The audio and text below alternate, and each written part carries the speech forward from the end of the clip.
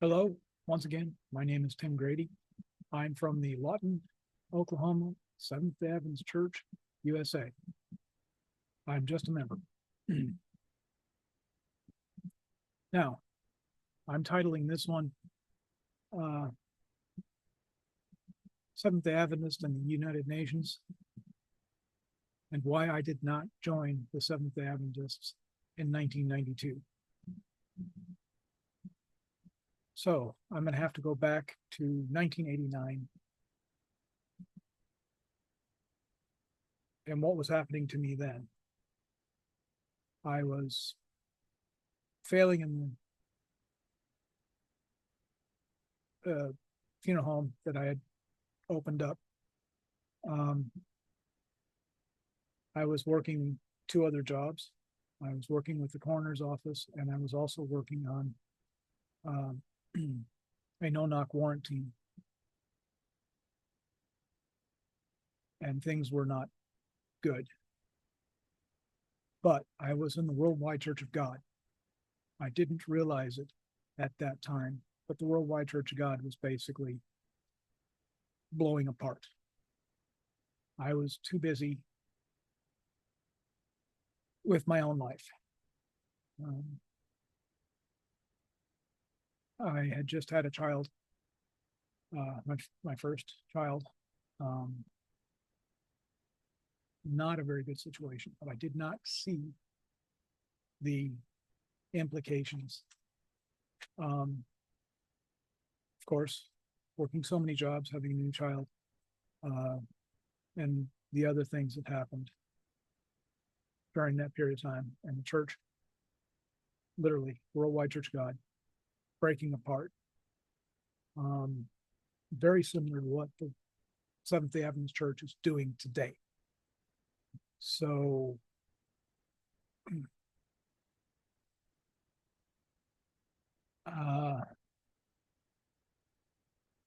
this is kind of a little bit emotional for me because I should have seen what was coming. I was asleep. I was not paying attention. I was doing life. So I was carrying a weapon. The Worldwide Church of God took the scripture to live in the world but not be of the world, and basically ran a closed society. If you were in law enforcement, you were in the court system, if you were in the prison system, if you were basically working for the government, especially carrying a weapon in the military, you were to be disfellowshipped.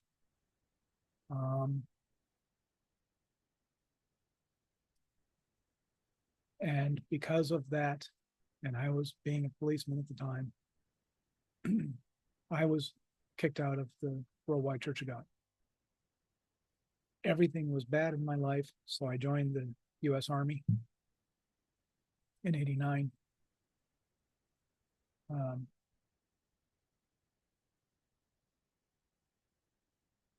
Deployments. And of course, I was divorced from my first wife. But why it comes to the UN. In my deployments, I learned what the statements each church or organization or non-governmental organization, whether it be the Red Cross or the Catholic Church, the Mormon or Latter-day Saints, or the Anglicans, or whatever church denomination, had to sign certain agreements to be inside of combat zones controlled by the United Nations. There are control zones, there are exclusion zones, there are refugee zones, and there are different meanings to all of those. As an MP, I needed to know what those were. In the briefings, they give you a nice thick thing you have to go through. What's the definition of a refugee? What's when you find dead bodies, what do you do? Who's the coroner type authority? who's the investigative authority. All of that is in that nice, big, thick pack of paper. But one of them that I kept paying attention to is the different church organizations. Seventh-Day Adventists, ADRA,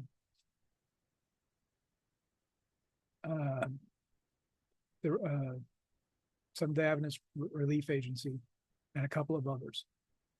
And each one of those agencies had different things they did with the United Nations. And what it takes to become one of those. And I looked at that and said, okay, I already had the prejudice from the Worldwide Church of God being a split off of the Seventh-Day Adventist Church. So there were little prejudices built in. And I looked at that and said, and that's in 92 when I started studying more and more of what relief agencies you can trust. And they listed if they've ever had a violation. Seventh-Day Adventists had violations in Africa where they handed out machetes on both sides of the war. They had other violations in other places. And it tells them who has stuck to the rules and who has not stuck to the rules.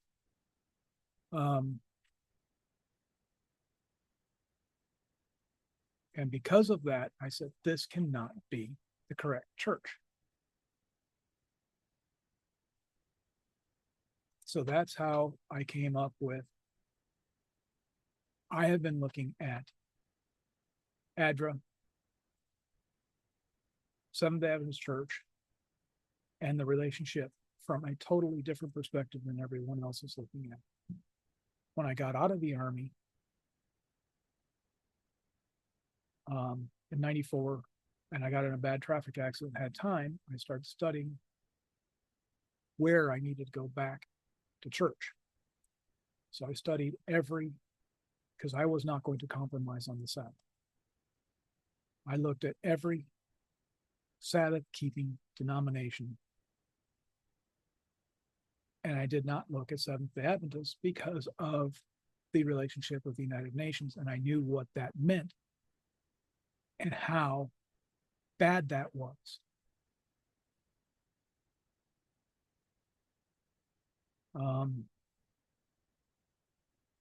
Then I saw in the late 90s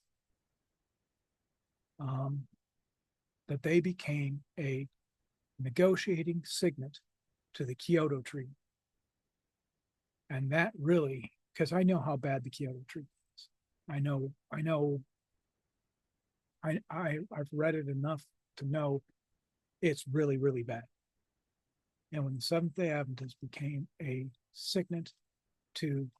negotiating signet to the Kyoto Treaty, I said, I cannot have anything to do with that organization. Okay. So we're now in about the 2001, 2002. 2008 comes along, and we have AIG, Too Big to Fail, and the other things that were happening there. And I've also realized about Ronald Reagan and how he and the Pope brought down communism, because all the books had started, Time magazine had started publishing on how and what and how Iran-Contra and all of that tied into 2008. And I saw the no buy, no sell. And then I started studying central bank digital currencies and how Africa had gone to a phone-based banking system, which was a forerunner of the central bank digital currencies. I didn't learn until 2014, 13, 14, when Japan did reverse interest rates. I didn't realize about that. So there's a history. And a lot of this comes back to those UN, how AIG and Ronald Reagan working with the unions, receiving money off the books through the central banking system and putting it out into the CIA, non-funded by Congress, and how that has eroded our religious liberties. And so I looked at how interwoven the Seventh-Day Adventist Church was in a lot of that. And I said, I cannot be a part of that. So I looked and I looked and I looked. Pre-COVID, 2017, 2018, I restarted looking at the Seventh-Day Adventist Church. And again, I kept seeing the relationship with the United Nations and how bad it was. So I went again and I looked at the Baha'is, I looked at the Jews, the different Jewish sects, I looked at the Seventh-Day Baptist, I looked at the Seventh-Day Catholics. Okay, I looked at all of the Sabbath keeping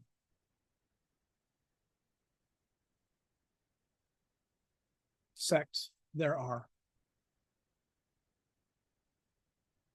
And I came back to the Seventh-Day Adventist and I said, okay, I know they're the closest to what I believe. So I tore all of my understandings down and I came up with 3. The Sabbath. I wasn't going to compromise on that. I made a major decision when my father and mother divorced and I was 7 years old and I got to pick who I got to go with. And I said, my father follows the Sabbath. I understand the Sabbath. And my mother, oh, that's a whole different story. Bad, not going with her. I knew she was into Eastern religions and I could not live under her roof. But since the age of 7, I have said, I am going to keep the Sabbath. And surprisingly, in law enforcement and in the military,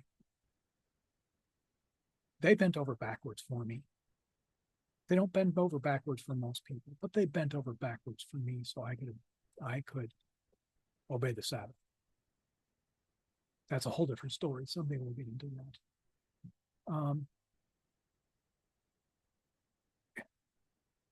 Again, sorry, this is a little emotional for me. So what I did is I started out with the Sabbath. I started out with righteousness by faith.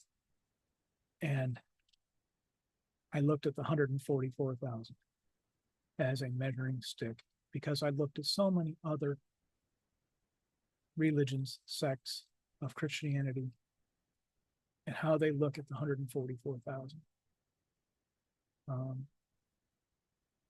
I've already made a video on that, but I'm probably going to make some more because it's such an important part of the understanding of righteousness by faith.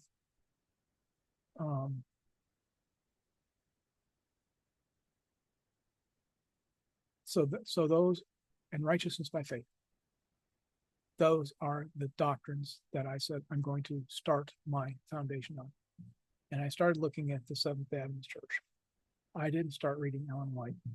I went through by doctrine, all hundreds of them that are on the Seventh-Day Adventist website. And I started noticing somewhere around,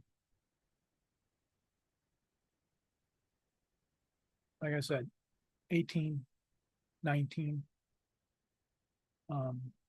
there's a difference between what the General Conference is and who signed the agreements with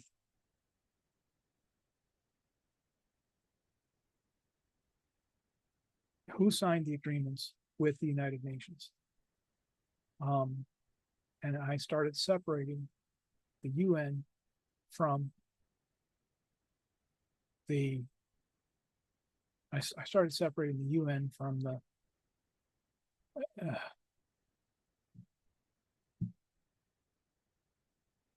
and what the General Conference is and the unions and conferences. And I started getting on some forums that Seventh-Day Adventists, and one of the ones that was, should you carry a gun in church to protect the church? There were some church shootings.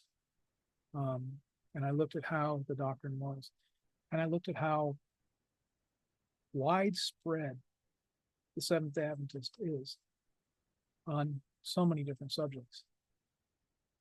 And I said, this is not as organized as I would expect a church to be. But then I discovered it's not a church. It's a movement. That clicked in my head. And that is when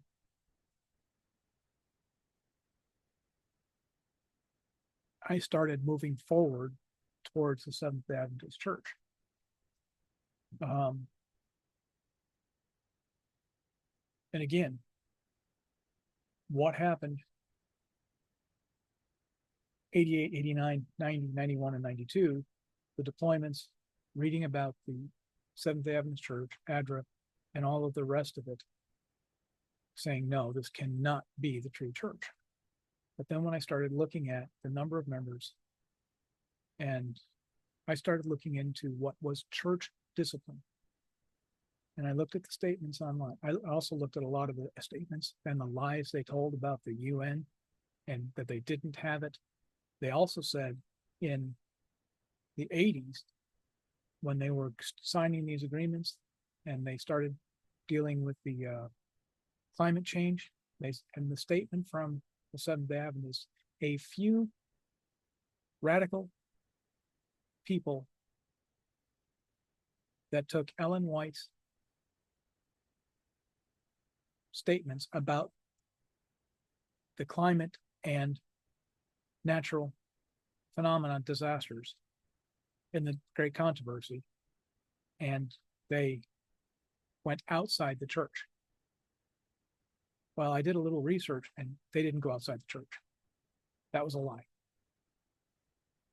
They also didn't. It wasn't a radical group. It was committees chosen by Seventh-Day Adventist Church. And at that time, it was either committees that were Elder Wilson's, the just former president, Elder Wilson. His father is the one that started those agreements and people placed within the United Nations. And I don't think either Elder Wilson understood the implications or what they were actually doing. I think they were doing it within innocent intentions. But again, someone with that power and that position should have known, especially when Ellen White wrote so much about it, that we are not to encumber ourselves with the world.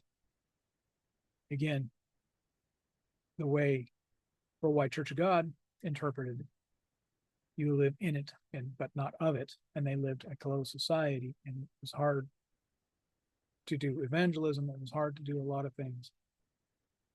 And then the Seventh-Day Adventists came and said that they were doing evangelism, and you could see the fruits of their labors. You could see positive fruits of the labors. You could also see negative fruits of the labors.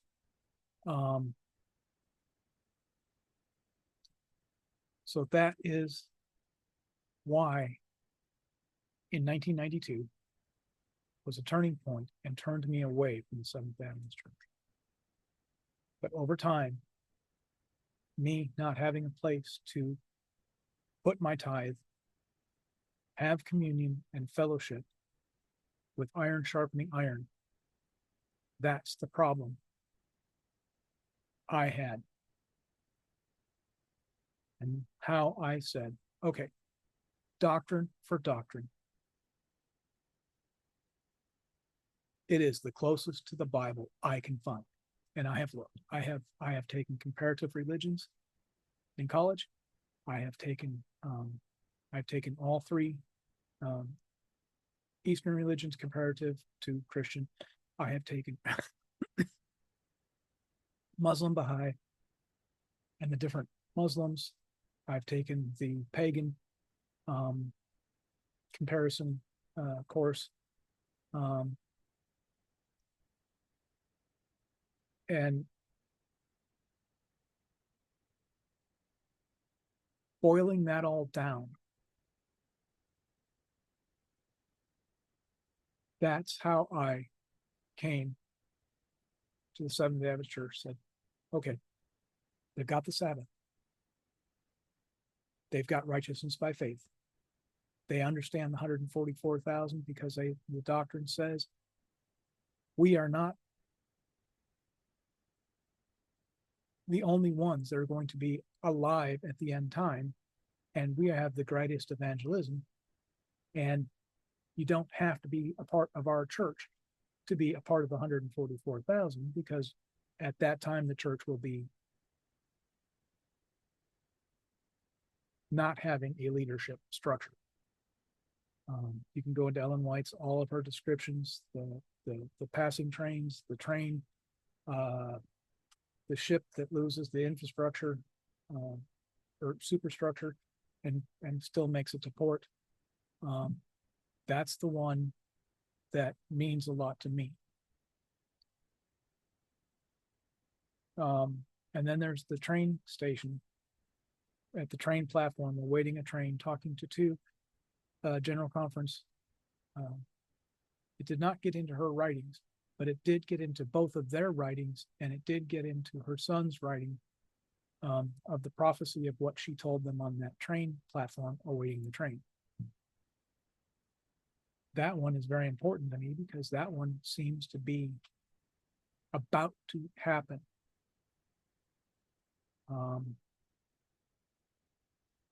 So I went basically every doctrine going through. And then I started reading Ellen White after I went doctrine by doctrine by doctrine by doctrine. I had a little problem at first with Ellen White, but then I started reading, and then I started attending Seventh-Day Adventist Church. I was brought over at first because of my health. They didn't want to baptize me.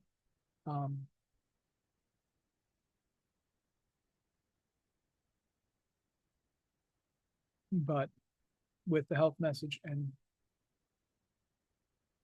following the health message, I was able to be baptized last month in June 2025.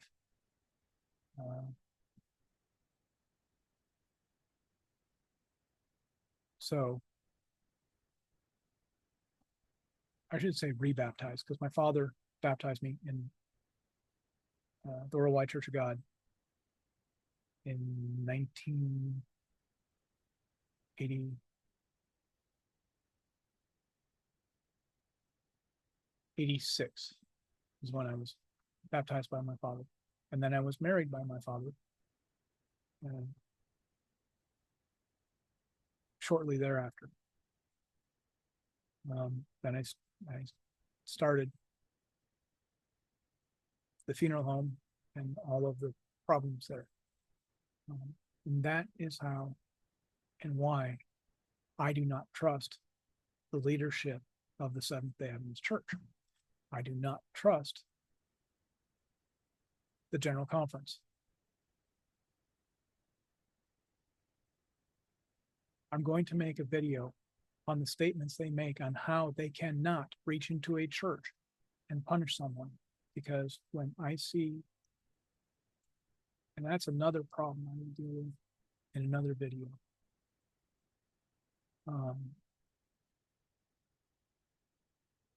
And how they say they're a movement and they cannot punish. It has to be the local church board, but yet I see so many churches in apostasy, so many in accepting openly homosexual pastors, accepting women's ordination when the church, through the conference system, denied women's ordination. Now, I am very split on that issue, but I'll talk about that another time. So I've gone through the history of why in 92, when I was deployed and looking at exclusionary zones and who is on the list and who is not on the list allowed to enter a combat zone, who is to be arrested, who's to be allowed, and when dealing with refugees, who's allowed into the camp, who's allowed to bring supplies into the exclusionary zone, but not into the camp, and all of those lists and all of the reasons why, who's who on those lists, and that is also, I'm not going to go down that rabbit hole right now, but that is where my understanding and the problem I had with the Seventh-Day Adventist Church and why I did not become to the Seventh-Day Adventist Church until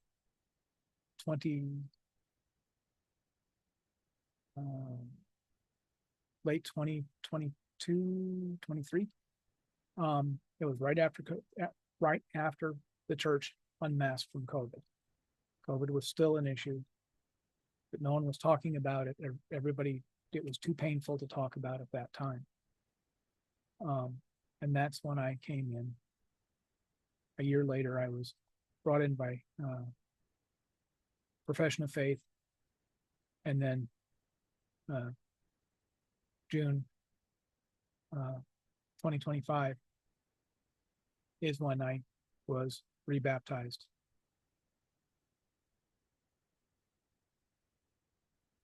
But realizing that this is a movement, and yeah, there's problems. Yes, there is. But there is no church that meets the Laodicean description. There is no church that meets all of the descriptions. There is no church that, even with a lot of problems, apostasies, heresies, it's still the right church. The Bible is not very kind to the Laodicean church of the end. If you read the descriptions, it's pretty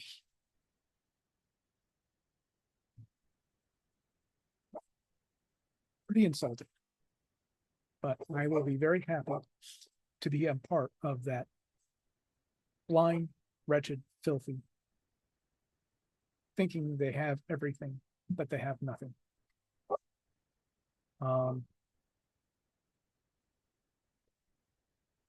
So that is why I have a problem with the General Conference. But I'm finding the people, even though there are some errors in the church, there's not a church out there that doesn't have some errors put in by Satan.